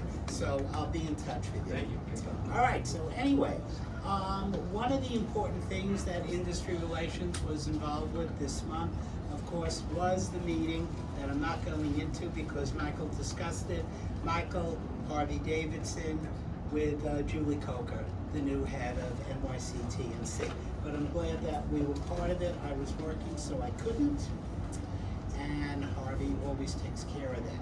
So, Harvey arranged various things. He passed on to members this month, invitations to the Whitney Museum, the Frick, and the 9th annual YEP Performing Arts Showcase. I attended the Frick event last week, and so did about 20 GANYC members, which was wonderful. They were celebrating the museum's opening after a 5-year project that included both repurposing existing space and new construction. And since the event only had about 100 people, and we were all in the guiding industry, it was a very, very special event. They really catered to us. They were very generous, open bar, little food as well, and then they opened up the entire new museum. Everyone had free access to just go upstairs and visit those rooms that we'd never seen before. I had to speak with their manager of public sales, and I'm working on a fan for GANYC, if she ever answers me back. But I'll make sure she does. Harvey and I met with Catherine Hill, one of our vice presidents, to plan strategy. It was kind of mentioned in Mike's report. Trying to work with the Museum Association of New York City to allow guides come visits in advance without a group to learn more about various museums as they plan their tours for their clients. And let's see, Harvey also made arrangements for 3 separate FAMs to the Empire State Building Observatory, which I'm sure some of you here were part of those 3, and there will be more coming up in the future. Also, there is a new mentoring program that's going on. I'm not going to go into it a great deal. We do mentoring programs with new GANYC guides to help them feel their way into the guiding industry. But also, there are about a dozen committees. They each have chairs. I sit on 5 committees. Thank God I'm only chair of one of them, this one. And we are, all chairs are being matched with new members of GANYC that have expressed an interest in taking over when I can't walk and talk anymore. So there's a lot that we do, even though we're volunteers, and we just need to pass on that information. Sarah Lyons, our treasurer, is working very closely with Harvey, because if you're not aware, Harvey officially is the Associate Director of the Guides Association, and that was an honorary title bestowed upon him numerous years ago because he sits as an ex officio member on the Board of Directors of NYC-TNC. So Harvey really is right in the middle of all the meetings of everyone that's a part of hospitality, tourism, and he's always connecting us. That's how we get many of the site visits, and that's how we get many of the venues. As Mike already said, our September AGM is going to be at the Museum of the Moving Image, and unfortunately she's not here tonight, but that's all because of GANYC member Chiara Di Paola. She approached me and said, I have a space for you, it's going to be perfect, let me get you the details. And Moving Image is welcoming us. They're also going to open up the museum at 4:45 for all GANYC members. No registration. They will open the doors for us, and our meeting will be in their theater, which is really great. Susan Birnbaum and I are working through the Education Committee. It is going to become live. Jeremy was going to open it up soon. Sands Point Preserve coach trip to Long Island on Wednesday, September 10th. The members will be traveling on their own. Mostly we will travel the Long Island Railroad to Port Washington at your own expense, and then we'll be met at Port Washington Station by a coach, which will take up to 36 packs to the preserve for a tour of Hempstead House, which is a 50,000 square feet Gilded Age mansion. And while half the group goes in for the tour, the other half will enjoy the property, which is really beautiful. Then we'll reverse it, and then the coach will take us back to Port Washington, where Susan will eventually put together a list before the trip of at least a half a dozen different restaurants, all different kinds of food, every budget range, where we'll have lunch, and then you're on your own to go back to New York City once again.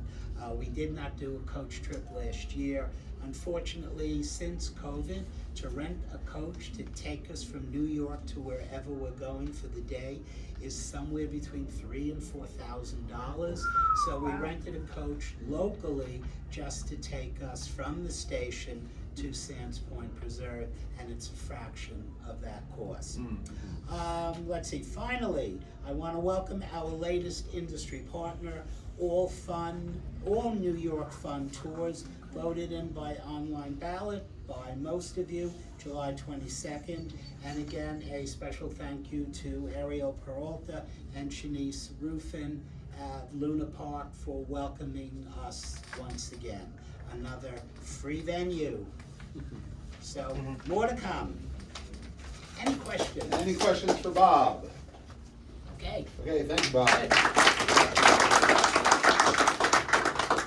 Okay, next up will be the membership committee, and McDermott, come on down. Hello, everybody. So this is the membership report, and I just want to show you this two lists. This is the people who are new members in the last month, and these are all the people we're going to interview this month. 11 people on the list to interview. Wow. So great work, everybody, for bringing your friends to be part of GANYC. And if we have some new people, Joseph, if you would like to say hello. Just stand up and give a curtsy. Say curtsy. Okay. Hi, I'm Joseph. He's going to be taking the certification class. And Amy, if you would like to say hello. Amy Isaac. And is there anybody else I missed? New members within the last 6 months? So welcome, everybody, and all of us who have been here for a while, please make sure to chat with our newest members and help them with their guiding world. Okay, so we have all these people we're going to interview. We might have to split that up, Michael, because 11 people, that's a lot of people, which is great news. We had, last night we had a meeting with the mentees and the mentors, and Ro's going to fill us in on what happened with that. We're going to have a mentorship gathering at the end of August on the 27th at the Google facility there at Pier 57, which is a phenomenal space. We had a new member orientation meeting there. We're going to try to organize another one of those in the fall for the new members to kind of learn about how GANYC works. We're going to be having a casual get-together on the roof of Pier 57 on September 10th. So just basically, you know, bring your own whatever, get some food or drinks or something, and you can bring them up and we'll just hang out.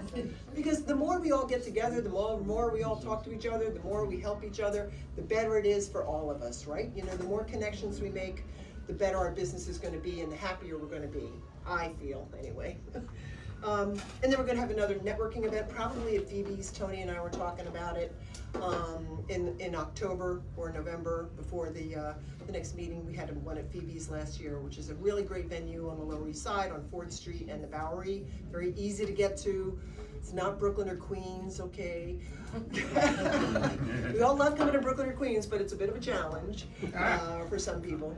So that's it. If you want to join the membership committee and just be part of the things we're planning, you know, you're more than welcome, because we can certainly use help like checking people in and organizing events. So that's it. Ro, do you want to come up and talk about the membership? Well, she's going to do that under new business, but thank you. Any questions for Ab? All right, great job, everybody. Okay. Last but not least, Education Committee with the wonderful Nina Mende. Come on down, Nina.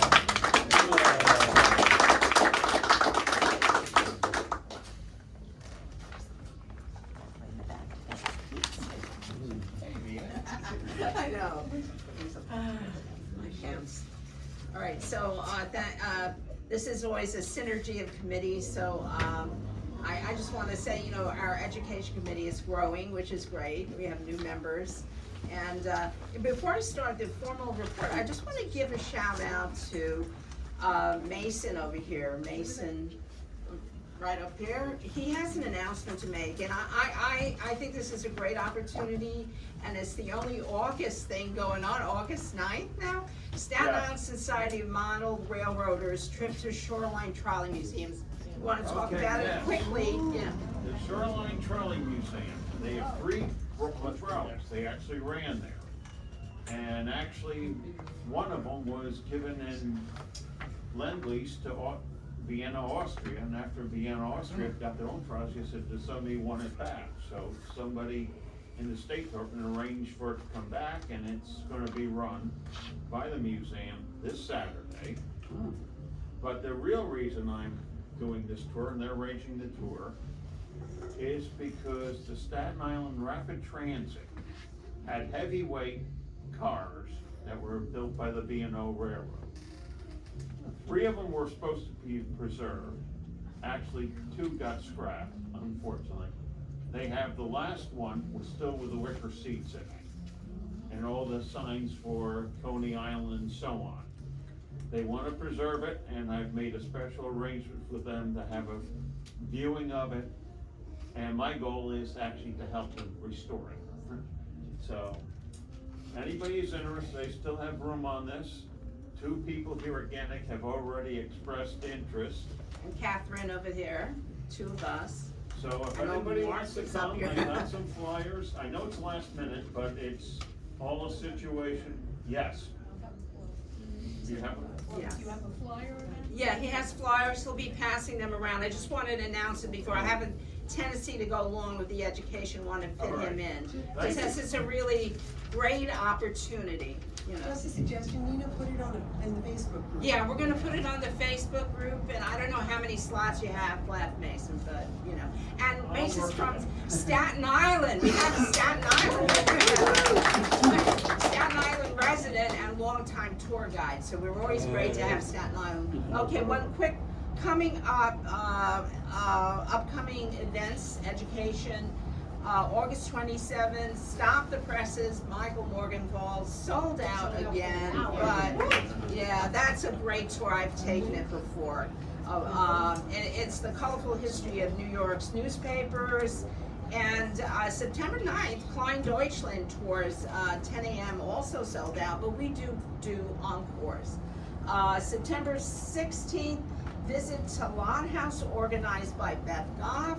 That's coming up. Some of this stuff might not see it. It's going live very soon. So 7 o'clock, you know, set your alarm. September 17th, of course, Bob mentioned the Gold Coast tour to Sands Point with Susan, longtime members, organizing that. And October 21st, we have a webinar, Joy Goddess, and that's going to be at 6 p.m.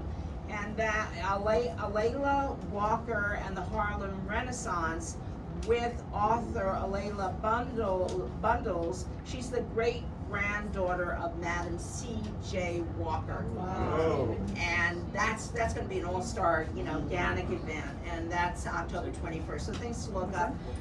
If I have time, just real thank you for all the past fans that have been, and just remember that we keep an index going of all GANYC events, if it's education, if it's industry, if it's, and we have a synergy here. But July 10th, there was another encore of Garbage and Rats in New York City with Suzanne Reisman. That's she's getting a lot of press out of that. And then there was a film about Joan Didion's New York, A Guide to Her Life in Manhattan's Upper East Side with Brad Frager, and that was amazing, so I hope he does an encore. Then, of course, Harvey and Bob and Harvey, the Empire State Building fans, that was a kind of collaboration. And then I remember downtown, Lower West Side, with Joe Spalak came back, and another person came back. That was anniversary of Governor's Island being open to the public with Kevin C. Fitzpatrick came back, and then we had the real Little Italy with Joseph Zangrillo. It was his debut tour. And so we've been very busy in July. We did have a little breather in August, but we have this August 9th wonderful event. So just check Mason out. And I guess our next ed meeting will be on probably looking at August 20th. It's usually the third Wednesday of the month. It's on Zoom. Everyone's welcome to attend. It's on Wild Apricot. And I just want to thank all the committee members, Bob Gelber, Jeremy Wilcox, John Semlak, Lisa Puccio, Susan Birnbaum, Eileen Rourke, Mark Catapano, Sarah McGrath, Susan Reisman, Lee Hallenby is our board liaison, and it's great to have all this wonderful member participation. That's what we're made out of. All our individual members make this such a great organization. And for one more thing, if you want to catch any of our webinars, most of them are on our special YouTube channel. So if you're a GANYC member, you can look back years and really learn a lot, and it's very exciting. And the most recent one we did, Getting Tours on Viator and Beyond, with Ann McDermott, is on there. So thank you all the GANYC volunteers that make this organization great.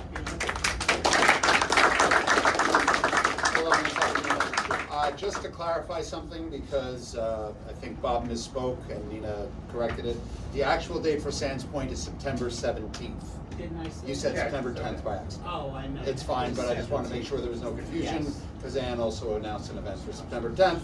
No conflict. Yes. September 10th is the orientation or whatever you mentioned was, I'm sorry. Socializing. Socializing. September 17th will be the Sands Point trip when it does go live, which should be soon. Jeremy. Yes, I wanted to clarify that, and I'll say for the people watching at home, but you guys look at, my plan was to mention the Henrik Lott visit, which Beth Goth organized for the 16th. That will be going live at 7 p.m. tomorrow. So if you want to go back, keep an eye out for that. And my plan was to send out the e-blast for the Sands Point one on the 17th on Sunday at 7. So if you want to make sure you get that slot for the Sands Point visit, bookmark or set an alarm for Sunday at 7 p.m. That was my plan for when to make those two live. So keep an eye out for the next few days for those. And just to clarify, Sands Point, there is a cost to that, right? Yes, we haven't decided what we're going to charge yet. We will decide it before you have to pay. Okay, great. George. George talking, there's 3 major events happening in August, if you want to bring the groups. August 17th, Trinity Church. There'll be people dressed out in the American Revolution. They're celebrating all the soldiers who were buried there. August 22nd, the Battle of Brooklyn at the old Stone House. You'll see me there dressed out as a Marbleheader. And then the next day at Greenwood Cemetery, same thing. So if you have tour groups, especially around Trinity Church, 2 o'clock around Trinity Church. Could you put it on Facebook? Yeah.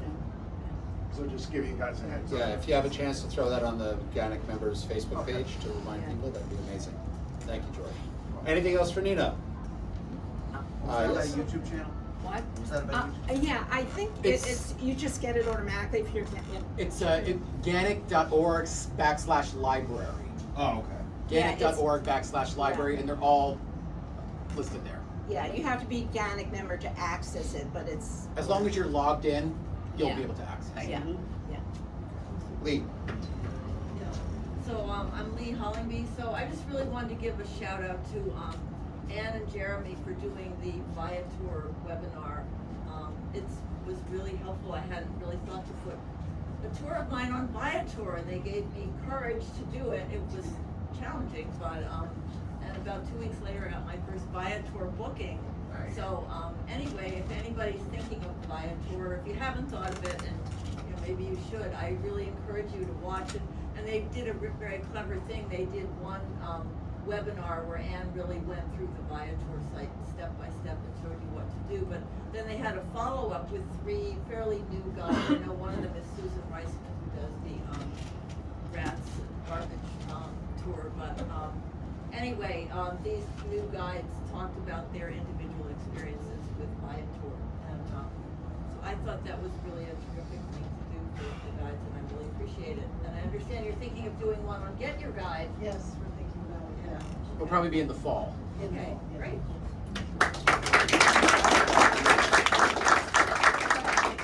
Okay, so we just have 2 items of new business, and we'll start with Gary Dennis. Gary, come on over. All right, here we go. Okay, so, hi. All right, so I'm Gary. I'm chairman of the NYC 400 committee and board member. There you go. We will be doing another event in the late fall, another round of tours, which I will put out there. Hopefully we'll get a similar response. We did get a good response from the public, so that's good. And as one member said, they didn't tip, but and I'm sorry. I'm not looking at anyone specific. All right. My group tipped that day. My group tipped. All right. So anyway, the point is we're going to be doing it again. I am running out of pins, so if you haven't gotten a pin, I'm talking to new guys in this group. If you haven't got one of these yet, you should get one before you run out. There you go. All right. Only $5, and you have some available right now. And I have some available right now, yes. And there is a GANYC adjacent. I like the way you put that. GANYC adjacent event a week from tonight at Don't Tell Mama, starring Tony DeSante. Sit down, Tony. Get up. What about Sarah? I was going to say Sarah. Thank you. All right. And Sarah. Tony the Tiger DeSante, who gave up a life in the mafia to be here. All right. That's right. More ice. All right. Anyway, the point is that it's related to NYC 400, but it's GANYC adjacent. That's how we're phrasing it. All right. So there you go. All right. They put out there. She should be putting out another email blast tonight, because I said to her today, I said, nobody knows about this except for me and Mark Landman and Tony DeSante. So there you go. So please, you're not buying a ticket online. You're buying you're reserving a spot, and then you pay when you get there. And I would be there if I could, George. Sorry, Mason. I would be there if I could, because I definitely want to see that. We know what's also there. They got August Belmont's private car, which should not be there. It should be in New York. In the future. No. Connecticut. Connecticut is not New York. All right. Their board is a glass, a martini glass. Or And in the future, I'll give them more heads up on this. Yeah. I have 2 tours. All right. Anyway, Any questions for Any Gary? Questions? How can I get the pin? Yes, ma'am. It's not a question, it's just one thing to add. Can I add the video there, or you talk Oh about yeah, it? you do it because you're gonna do it better than me. Go ahead. Hi, I'm Catherine. So you might have noticed on the cover of the website, on the homepage, is we're accepting videos that people just say, hey, happy anniversary, happy 400th, or whatever you want to say. You can promote your own company, you can promote your group. I've had a bunch of my student groups like say, happy anniversary, New York City, things like that. But there's all the instructions on how to do it. They're looking for small businesses, tour operators, individual tour guides. Get your friends to do it, but the more people who get online doing it, it'll be fun, because it'll be this ongoing video project of And then we people keep it up wishing there New forever. York Yeah. Happy 400. It doesn't have to end with that. I mean, I got a group from Wales, kids, high school students saying it. It sounds like Yiddish gone bad, but that's what Welsh sounds like, right? It's kind of like if you told me there was a root there, you know, that kind of thing, right? You know, right? That's Last Yiddish. week I got a group who was all at once, did it in Danish, French, Spanish, Blue cheese. and German. There you go. All at once, so it doesn't sound like much, but it's fun just to hear all these kids speaking I different think that's languages. all I wanted to say. So yeah, check out the website and participate. Jeremy did one. You did the first, actually. At the Wyckoff House. Yes. So yeah, participate. It's fun. Okay, great. Thank you, Gary. Thank you, It's Catherine. Okay, so our final discussion point tonight, also under new business, we're going to call up Roche Mavonian to talk a little bit about the mentorship program. Three-ish, what is? We'll go for three. Yeah.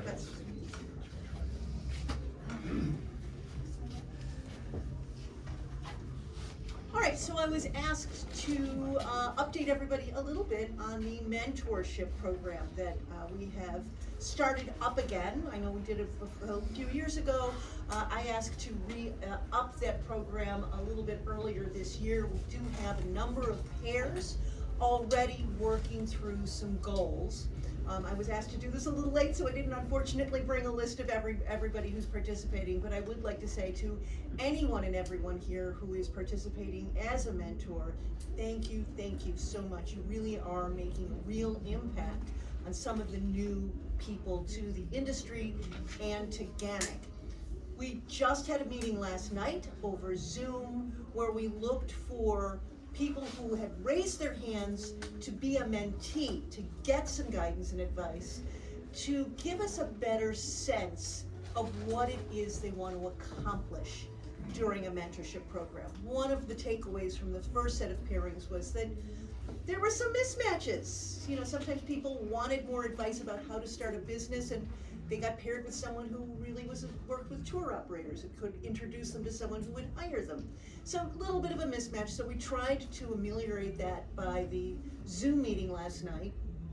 I think we have a number of potentially very successful pairings based on that. We still have mentees with their hands in the air. So what I would love to do is find some more people who would be willing to take on a mentee for about 6 months. I'm looking for people who could meet with that mentee about once a month. Could be a phone conversation as long as it's a substantial conversation, and help them hone their goals, maybe take a sort of vague goal and make it a little bit more specific so it's actually achievable over a 6-month time frame. Help them meet people in order to meet those goals. Help them to gather new skills if that's what they need to. Give them feedback on their tours, that then shadow your own tours. And then also I would ask that you come at least as a pair to at least one GANYC event so that you can introduce your mentee around the organization. So anybody who puts their hand up as a mentor will get invited, whether we pair you or not, to the August 27th event. And we will be hoping to get people who are unpaired at that point to shake hands, etc.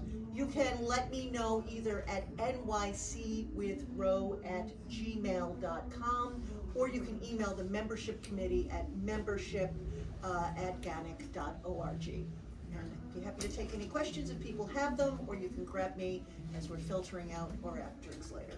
Great, thank you for the impromptu discussion. Does anybody have any questions about the mentorship program on either end of it? Yes, Steve. Yeah, so, do you know any particular skills you need right now from mentors, I mean, that mentees have asked for? So we're trying to match people up very, very specifically. A couple of the people who have not been matched right now, who do have their hands up, are looking for some generalized help in just managing large crowds. We've got at least one person who's looking to improve their research skills. But that doesn't mean that I haven't heard from absolutely every mentee yet. What I'd love to do, and what we did last night is we recorded the meeting, and so we could actually let you see the people who have not been matched and let you see if we could potentially help them. Great. Joseph.